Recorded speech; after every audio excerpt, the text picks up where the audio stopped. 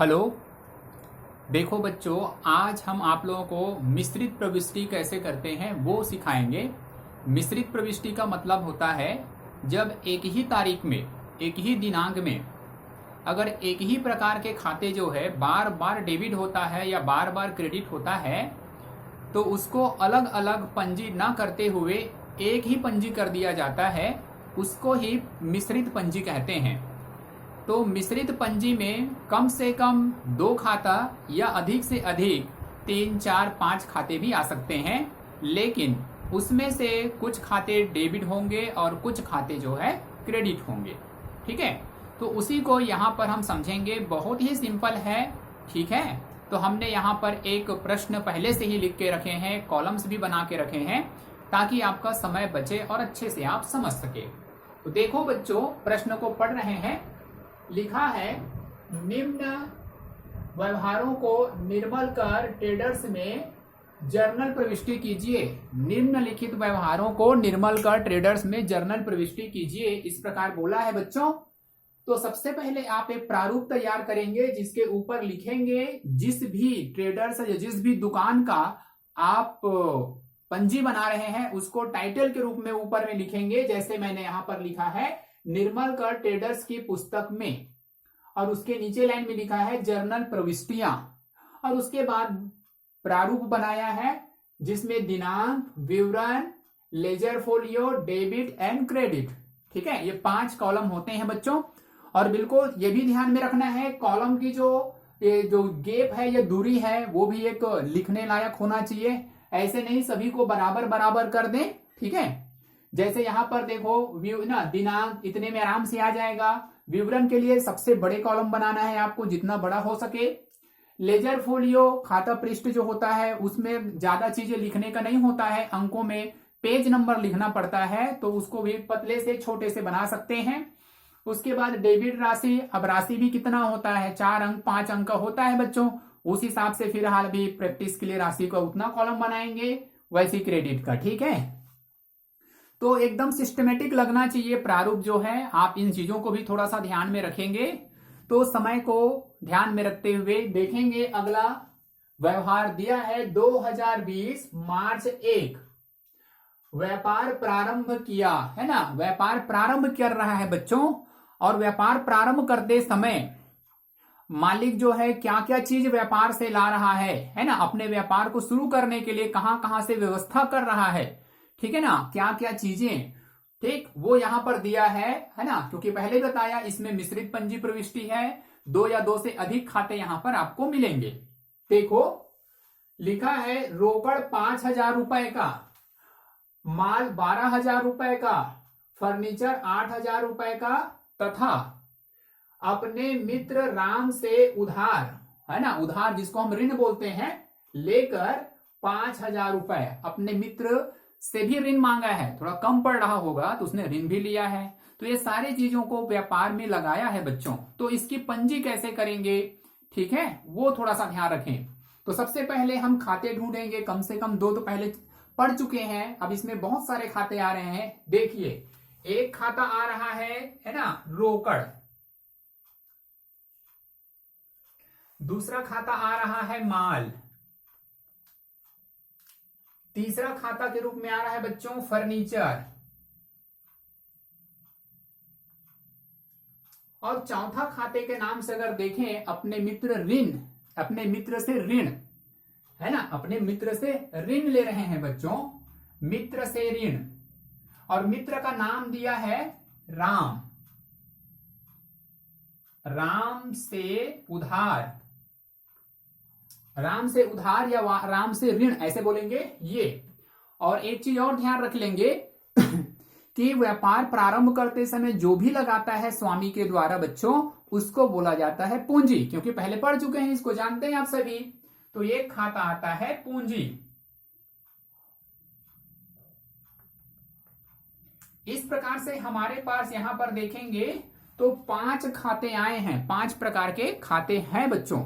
ठीक, अब इसको हम देखेंगे कि जैसे कल आपको मैं नियम बताया था, ठीक, वो ना, व्यक्तिगत खाते में पाने वाला डेबिट, देने वाला क्रेडिट। वास्तविक खाते में जो वस्तु व्यापार में आती है डेबिट, जो वस्तु व्यापार से जाता है क्रेडिट। और अवास्तविक खाते में व्यय व हानि को डेबिट, ठीक है, और आय और लाभ को क्रेडिट। ये सब जानते हैं, और नहीं जानते हैं तो आप बिल्कुल कॉपी खोल के अपने सामने रखा करो, नियम को लिख करके, ताकि आप इसमें अच्छे से प्रैक्टिस कर सको। ठीक है, तो देखो, रोकड़ एक प्रकार से वस्तु है, ठीक है, ये वस्तु है तो वस्तु वाला नियम काम करेंगे बच्चों। दूसरा, माल, ये भी वस्तु है, फर्नीचर भी वस्तु है, और राम से ऋण, ठीक है बच्चों, राम से ऋण, तो हम ये व्यक्ति से ऋण ले रहे हैं, ठीक है, तो ये एक प्रकार से लेनदार है हमारा, मतलब व्यक्ति है ये, है ना। तो ये है हमारा रियल अकाउंट, ये रियल अकाउंट, ये रियल अकाउंट, और ये हमारे पर्सनल अकाउंट। और पूंजी खाता भी बच्चों हमारा पर्सनल अकाउंट होता है, व्यक्तिगत खाता होता है। अब उसी के तहत हम जो है क्या करेंगे, डेबिट एंड क्रेडिट देखेंगे। सबसे पहले रोकड़, ठीक है बच्चों, तो प्रश्न में आप देख रहे हैं रोकड़ दिया है बच्चों 5,000 रुपए का, ठीक, और नीचे में अपने दोस्त से भी रोकड़ के रूप में 5,000 उधारी लिया है, तो इस प्रकार से इसमें प्लस कर देंगे 5,000, तो टोटल हमने जो है 10,000 रुपए, 10,000 नगद के रूप में, पैसे के रूप में हमने व्यापार में लगाए हैं बच्चों 10,000। अच्छा, रोकड़ आ रहा है व्यापार में, तो व्यापार में आने वाले चीज को बोलते हैं डेबिट, तो हम इसको डेबिट कर देंगे, ठीक है। उसके बाद माल, माल भी व्यापार में आ रहा है, ये भी डेबिट हो जाएगा। माल हमारा है 12,000 का, ठीक है। उसके बाद फर्नीचर, फर्नीचर भी हमारा डेबिट होगा, क्योंकि फर्नीचर भी व्यापार में आ रहा है, और इसकी राशि है 8,000, इसकी राशि है 8,000। उसके बाद देखो राम से ऋण, ठीक है, राम से कितने का ऋण ले रहे हैं बच्चों, 5,000 रुपए का ऋण ले रहे हैं ना, जो कि यहां पर लिख दिए हैं, है ना भाई। अब देखो राम से ऋण, तो राम जो है लेनदार है बच्चों, ठीक है ना, तो लेनदार में वृद्धि हो रहा है, लेनदार में वृद्धि होता है, इसको क्रेडिट करते हैं, आपको पता है। अच्छा, दूसरी बात ये भी कह सकते हैं राम यहां पर देने वाला है ना, राम एक व्यक्ति है बच्चों, तो राम देने वाला है यहां पर, तो देने वाले को क्रेडिट, तो हम इसको क्या करेंगे, क्रेडिट। उसके बाद पूंजी खाता, पूंजी खाता को आप जानते हैं कि स्वामी अपने खुद का जब कुछ चीज लगाता है व्यापार में, चाहे माल हो, फर्नीचर हो या रोकड़, तो ये चीज उसने लगाया है, तो हम लिखेंगे पूंजी, है ना, पूंजी खाता, पर्सनल अकाउंट है, देने वाला है, ठीक है, व्यापार का स्वामी। तो कितना दिया है, व्यापारी ने कितना दिया है, दिया तो सभी को एक प्रकार से कह सकते हैं, लेकिन कुछ उधार करके भी दिया है, तो उधार वाले को हमने यहां पर 5,000 करके लिख दिया है, बाकी उसने अपना खुद का लगाया है, उसको हम पूंजी में लिखेंगे। तो अपना खुद का जो है 5,000 रुपए का रोकड़ लगाया है बच्चों, 12,000 रुपए का माल लगाया है, और 8,000 रुपए का फर्नीचर लगाया है। इस प्रकार से टोटल अगर हम इसको कर देते हैं तो ये हो जाता है 25,000 रुपए, ठीक है। अब इसी प्रकार से एंट्री अब यहां पर कर देंगे, सबका टोटल भी आ गया है। रोकड़ में 10,000 लिखेंगे, माल में 12,000, फर्नीचर में 8,000, और राम से ऋण करेंगे, क्रेडिट करेंगे इसको 5,000, ठीक है बच्चों। और पूंजी खाते में 25,000, कैसे 25 आया है, 5,000 रोकड़ का, 12,000 माल का, 8,000 फर्नीचर का, ठीक, तो सब में मिलकर के पूंजी उसका है 25,000, और 5,000 का उधारी, टोटल हो गया 30,000। और इन तीनों को भी जोड़ेंगे बच्चों तो 30,000 होगा, 10,000, 12,000 और 8,000, तीनों को जोड़ेंगे तो भी कितना आएगा, 30,000। क्योंकि आप सभी जानते हैं कि पंजी प्रविष्टि में डेबिट एवं क्रेडिट दोनों तरफ बराबर होता है, ठीक। अब इसका लेखा जो है हम इस पंजी में करेंगे। देखो 2020 मार्च 1 तारीख को डेबिट को पहले लिखते हैं, आप सभी जानते हैं, तो यहां पर आ जाएगा रोकड़, रोकड़ खाता डेबिट, क्रय खाता ये भी डेबिट, माल को हम क्रय लिखते हैं, ठीक है, आप जानते हैं, ठीक है ना भाई, माल हमने खरीद के लाया है ना कहीं से, तो क्रय है वो, तो क्रय खाता भी डेबिट। उसके बाद है फर्नीचर, फर्नीचर खाता, ये भी डेबिट हो जाएगा, क्योंकि ये सभी चीज व्यापार में आ रहे हैं। उसके बाद राम, है ना, राम के ऋण खाता से, राम के ऋण खाता से और पूंजी खाता से, ऐसे लिखेंगे। तो देखो रोकड़ जो है 5,000 उसके खुद का और 5,000 उधारी का, दो मिलकर के 10,000 का पैसा आया व्यापार में। माल के रूप में 12,000 का आया है और फर्नीचर के रूप में 8,000 का आया है। ठीक है, ये सभी मिला के 30,000 हो रहे हैं। अब यहां पर देखो, राम के ऋण खाता से, राम ने ऋण के रूप में हमें 5,000 दिया है बच्चों, वो 5,000, और पूंजी खाता जिसको स्वामी ने खुद लगाया है वो होता है रोकड़, माल और फर्नीचर मिलाकर के 25,000। इस प्रकार से इधर भी 30,000 और उधर भी 30,000। ठीक, अब यहां पर आप लिख सकते हैं भाई नरेशन में, व्यापार प्रारंभ किया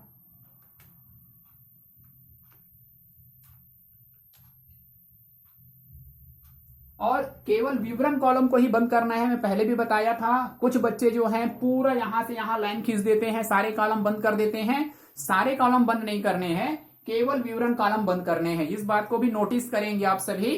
ठीक है, तो ये हो गया हमारा पहला पंजी, और मैं समझता हूं आपने पहला पंजी अच्छे से समझा होगा। इसमें एक नया चीज आ गया था, उधारी वाला, राम से ऋण वाला, तो वो भी आपको समझ में आया होगा। ठीक है, तो इन बात को भी थोड़ा सा ध्यान रखेंगे। ओके, अब देखो बच्चों अगला,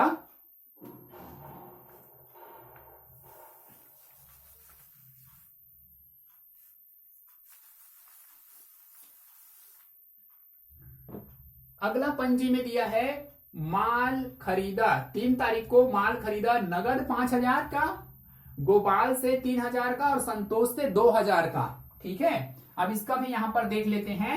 ठीक है, तो सबसे पहले एक खाता आ गया माल खाता, दूसरा हो गया नगद मतलब रोकड़ खाता, तीसरा है गोपाल और चौथा है संतोष। ये 4 आदमी आया है बच्चों, यहां पर आप देख रहे हैं ना, 4 प्रकार के खाते आ गए। अब हमको सोचना है ना, माल के लिए तो माल को खरीदा गया है, तो खरीदने से माल क्या होता है। सबसे पहले तो कौन सा खाता है देख लेते हैं। माल खाता रियल अकाउंट, रोकड़ खाता रियल अकाउंट, गोपाल मतलब पर्सनल अकाउंट, संतोष मतलब पर्सनल अकाउंट, है ना, व्यक्तिगत खाता ये दोनों, और ये दोनों जो है वास्तविक खाता है। वास्तविक खाते का नियम कहता है जो चीज आता है व्यापार में उसको डेबिट करो। ठीक, तो माल खरीदने से माल आता है तो हम इसको करेंगे डेबिट। रोकड़ क्या होता है, माल खरीदने से रोकड़ जाता है बच्चों, तो ये हो जाएगा हमारा क्रेडिट। अब गोपाल है ना, गोपाल से हमने क्या किया है, खरीदा है, तो गोपाल कौन हो गया, गोपाल देने वाला है। भाई माल खरीदे है ना, किससे, गोपाल से और संतोष से, तो गोपाल और संतोष देने वाला हुआ ना, उनसे खरीदे हैं जो जी, तो ये हो गया देने वाला मतलब क्रेडिट, देने वाला मतलब क्रेडिट, पाने वाला डेबिट, देने वाला क्रेडिट, तो ये दोनों देने वाला है तो दोनों क्रेडिट कर देंगे।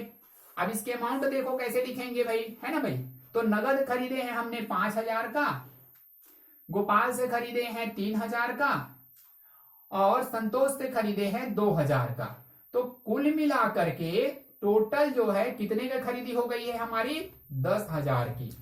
टोटल खरीदी 10,000 की हुई है, नगद, गोपाल से उधार, संतोष से उधार, सब मिला के 10,000 की खरीदी हमारी हुई है, जिसकी एंट्री हम यहां पर करेंगे।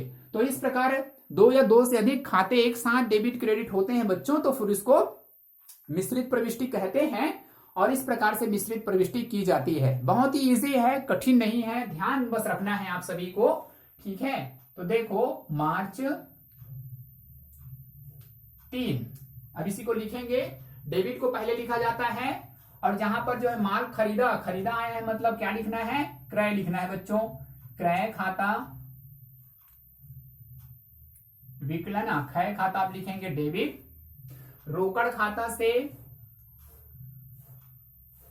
रोकड़ खाता से, दूसरा है गोपाल से, गोपाल से, फिर है संतोष से,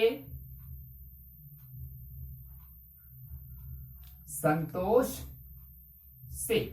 यहां पर आपका नरेशन लिख देंगे, उधार ना, माल खरीदा, माल खरीदा। ठीक है, इससे पता चल जाएगा, जहां पर नाम दिया है मतलब उधार है, रोकड़ दिया मतलब नगद है, इसलिए सीधा माल खरीदा। अब इसकी राशियां लिख देते हैं। हम इसमें लिखे हैं 10,000 का, रोकड़ में खरीदे हैं 5,000 का, गोपाल से खरीदे हैं 3,000 का, और संतोष से खरीदे हैं बच्चों 2,000 का। इस प्रकार सब मिलकर के 10,000 का हमारा हो गया ये एंट्री। ठीक है, कोई डाउट किसी को नहीं है ना? हाँ ठीक।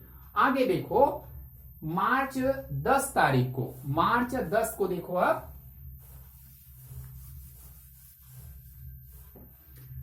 मार्च 10 में माल बेचा है, नगद 2,000, अमित को 2,000, श्याम को 3,000। ठीक, तो यहां पर भी माल खाता आ गया, उसके बाद रोकड़ भी हो गया, उसके बाद जो है अमित का नाम आएगा, और उसके बाद है बच्चों श्याम का नाम आ गया। ये रियल अकाउंट है, ये भी रियल अकाउंट है, ये जो है पर्सनल अकाउंट है, ये पर्सनल अकाउंट है ना भाई। अब देखेंगे माल खाता, तो माल बेचा, बेचने से माल जाता है, जाएगा मतलब क्रेडिट करेंगे। आप सभी जानते हैं वास्तविक खाते का नियम, जाने वाले वस्तु क्रेडिट, आने वाली वस्तु डेबिट। तो बेचने से माल जाएगा इसलिए क्रेडिट। रोकड़, अच्छा बेचने से रोकड़ क्या होता है? रोकड़ आएगा भाई, रोकड़ आता है डेबिट। ठीक, उसके बाद अमित के बारे में सोचते हैं। अमित जो है पर्सनल व्यक्तिगत खाता है, तो अमित पाने वाला है कि देने वाला है ना भाई। माल बेचा है, किसने बेचा है ना? माल बेचा अमित को, हमने अमित को माल बेचा, और किसको बेचा? श्याम को बेचा। ठीक है, तो श्याम जो है पाने वाला, अमित पाने वाला, और पाने वाले को किया जाता है बच्चों डेबिट, डेबिट। ठीक है, अमित को बेचा, श्याम को बेचा, तो अमित और श्याम पाने वाला हो गया ना, तो पाने वाले को डेबिट। तो बस इसी प्रकार से यहां पर अब एंट्री कर देंगे। मार्च 10 तारीख को क्या लिखेंगे? डेबिट वाले को पहले लिखते हैं, तो ये दोनों तीनों डेबिट हुआ है, तो यहां पर लिखेंगे रोकड़ खाता डेबिट, कितने का? 2,000 का। उसके बाद है अमित, अमित को भी करेंगे बच्चों डेबिट, और ये है 2,000 ये भी। उसके बाद श्याम, श्याम भी डेबिट होगा क्योंकि ये भी पाने वाला है, और ये है 3,000। ठीक, उसके बाद माल खाता मतलब विक्रय खाता, बेचे हैं माल तो क्या लिखेंगे इसको? विक्रय खाता। विक्रय खाता से टोटल जोड़ देंगे, आ जाएगा 7,000। ठीक है, 2 2 4 और 3 7,000। यहां पर नरेशन माल बेचा, ये हो जाएगा नरेशन, और ये हो गया हमारा विवरण कॉलम पेक, विवरण कॉलम बंद, ऐसे करेंगे। ठीक है, तो आपको ये भी समझ में आ गया होगा। ओके, अब आगे देखो बच्चों, अगला है 15 तारीख को, माल वापस किया गोपाल को। तो यहां पर आ गया एक माल, और दूसरा है गोपाल।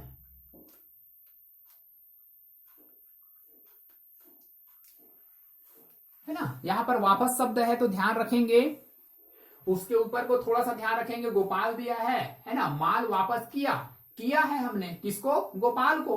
तो गोपाल जो है ना व्यक्तिगत खाता है, और ये जो है रियल खाता है ना, वास्तविक खाता है। तो गोपाल पाने वाला है, पाने वाले है ना, गोपाल को वापस किया, क्योंकि इसके पहले आप देखेंगे भाई गोपाल से माल खरीदा था, है ना, से खरीदा था, अभी गोपाल को वापस किया, तो गोपाल पाने वाला, पाने वाले को डेबिट करेंगे बच्चों।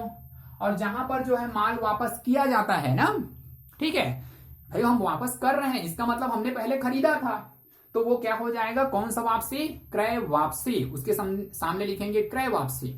ठीक, तो लिख देंगे, अच्छा वापस कर रहे हैं माल, तो माल जा रहा है मतलब क्रेडिट।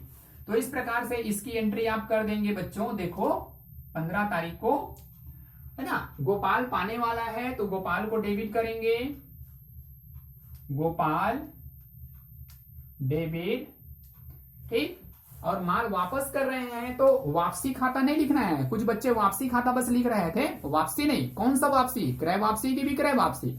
ठीक है, तो हम कहेंगे इसको क्रय वापसी, क्योंकि हमने खरीदा था उसको वापस कर रहे हैं। यहां पर देख भी सकते हैं, ये देखो माल खरीदा था अब वापस कर रहे हैं, तो यहां पर हो जाएगा बच्चों क्रय वापसी खाता से। कितने का वापस, 1000 का वापस, लिख दीजिए 1000 रुपए। और इस प्रकार से यहां पर लिख देंगे सप्लायर को माल वापस किया, है ना भाई। गोपाल हमको सप्लाई किया था, गोपाल हमको बेचा था, है ना, तो हम उसको वापस कर दिए हैं। ठीक है भाई, क्योंकि हमने खरीदा था ना गोपाल से, तो गोपाल को वापस, तो गोपाल हमारे सप्लायर है। तो इस प्रकार से इसकी एंट्री करेंगे बच्चों।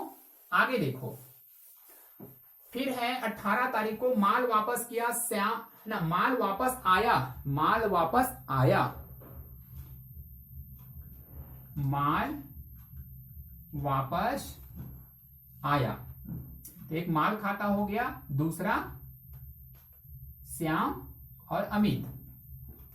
आप समझते हैं, ये दोनों पर्सनल अकाउंट है, माल खाता जो है रियल अकाउंट है ना।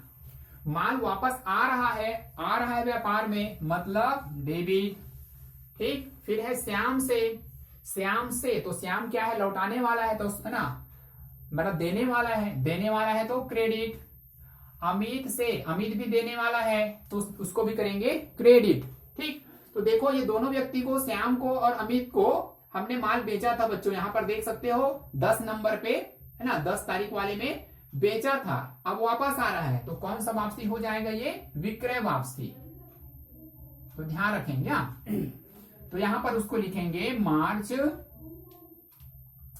18 तारीख को, ठीक, विक्रय वापसी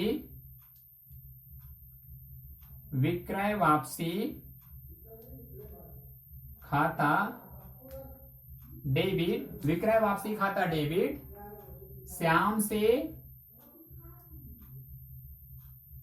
और अमित से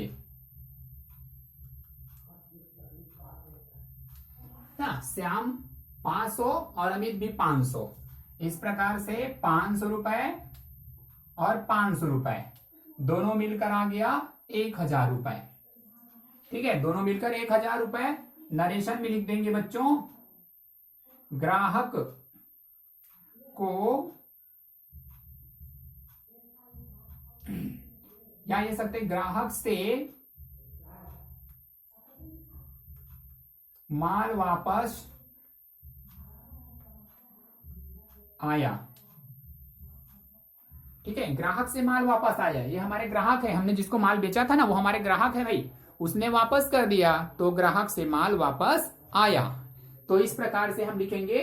ठीक है, अब देखे हैं 2 पंजे और बचा है, समझ लेते हैं, छोटा छोटा है। मार्च 20 तारीख को रोकड़ दिया गोपाल को 2000, संतोष को 2000। तो यहां पर आप देख सकते हैं बच्चों, रोकड़ है ना, गोपाल और है संतोष। रोकड़ दिया तो गया, पैसा गया मतलब क्रेडिट। गोपाल को दिया तो गोपाल पाने वाला डेबिट, संतोष पाने वाला डेबिट। ठीक, तो सिंपल सी है, तो इसको हम यहां पर लिख देते हैं 2020 मार्च 20। ठीक है, तो लिखेंगे बच्चों, पाने वाला गोपाल है, गोपाल हो जाएगा डेबिट। उसी प्रकार से है संतोष, ये भी हो जाएगा डेबिट और हो जाएगा रोकड़।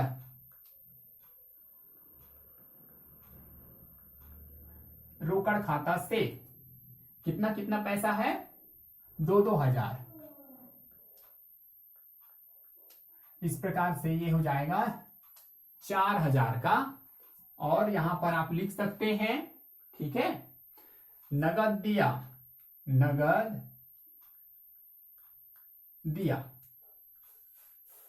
ठीक, ये भी आपको समझ में आ गया होगा, ये भी इजी है, कठिन नहीं था। ठीक, आगे देखो, 25 तारीख को निम्न व्यय के दिए। अब यहां पर व्यय शब्द बोल दिया, व्यय है तो वेतन, किराया। और आप सभी जानते हैं इनको व्यय को हमेशा नगद में देते हैं, तो एक आता है रोकड़। तो वेतन व्यय है, व्यय को डेबिट, किराया व्यय है डेबिट, रोकड़, रोकड़ को दिया, दिया तो गया, गया मतलब क्रेडिट। तो इस प्रकार से इसका पंजी हो जाएगा मार्च 25 वेतन, वेतन खाता डेबिट, किराया खाता डेबिट और रोकड़ खाता से।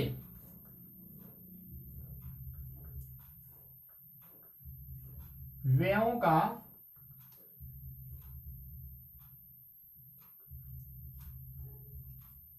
भुगतान किया।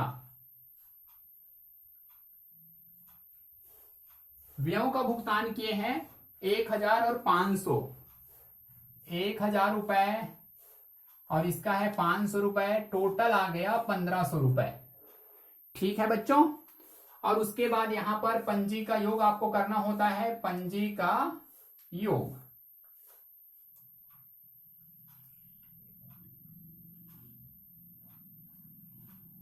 पंजी का योग कर देंगे यहां पर। ठीक है, चलो योग कर लेते हैं।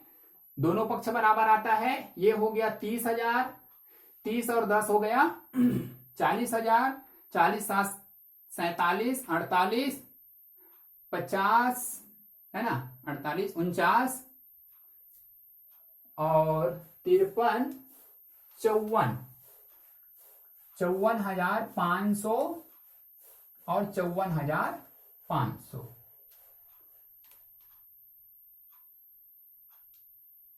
ठीक है बच्चों, इस प्रकार पंजी का योग भी आपको करना रहेगा। तो ये क्वेश्चन हो गया है कंप्लीट, और मैं समझता हूं आप सभी को भी ये क्वेश्चन काफी अच्छे से समझ में आए होंगे।